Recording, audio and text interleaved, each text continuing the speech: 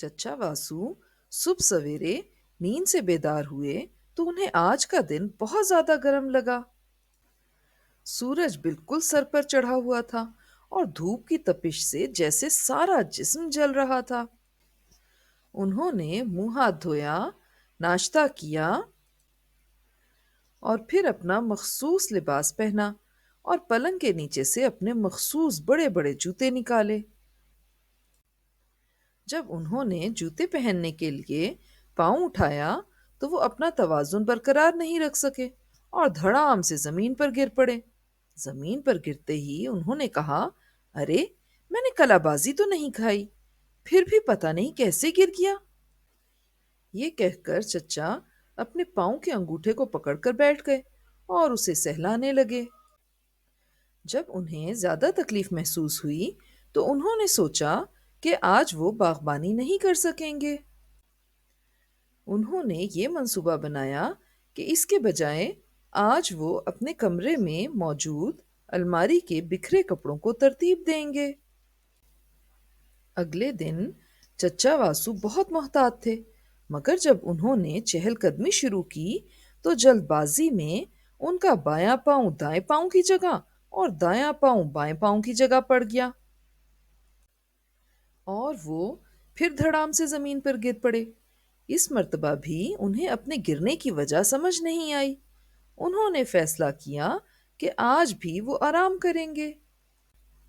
سارا دن انہوں نے ٹیلی ویژن دیکھا اور جمائیاں لیتے ہوئے صوفے پر ہی سو گئے۔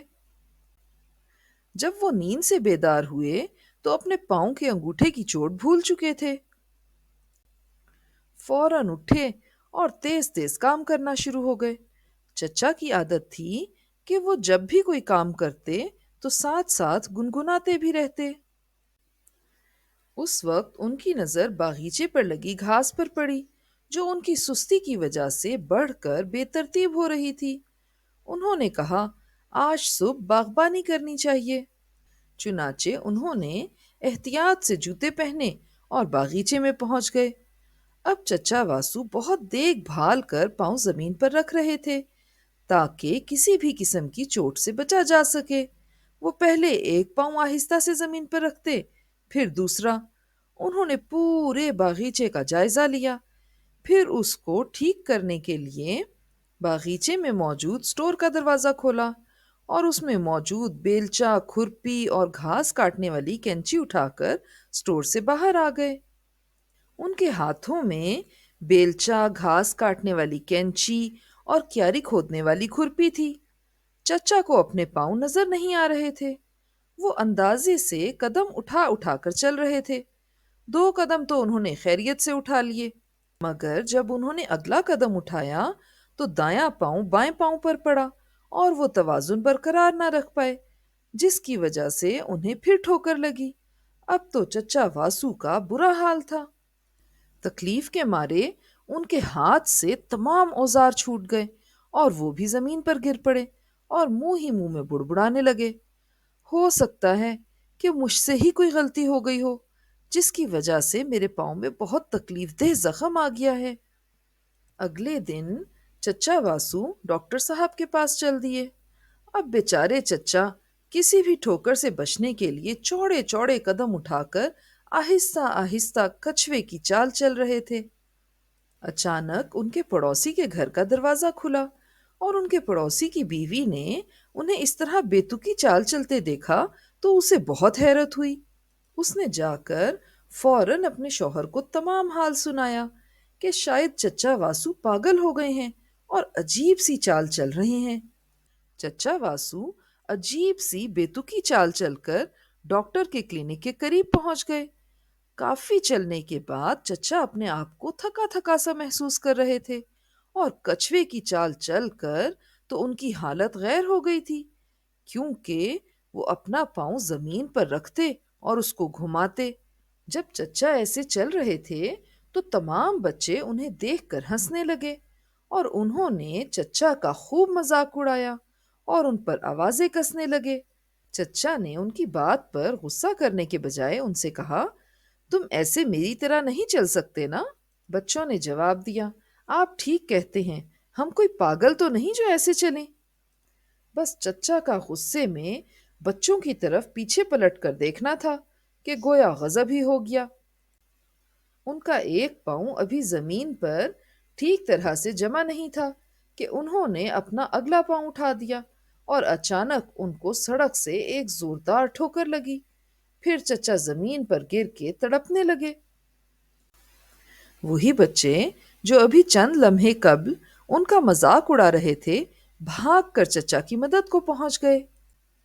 تمام بچوں نے ایک دوسرے کی مدد سے چچا کو سہارا دیا اور ان کے پاؤں کو آہستہ آہستہ سہلانا شروع کیا، اور اس وقت تک پاؤں کو سہلاتے رہے جب تک کہ اس نے حرکت شروع نہ کر دی۔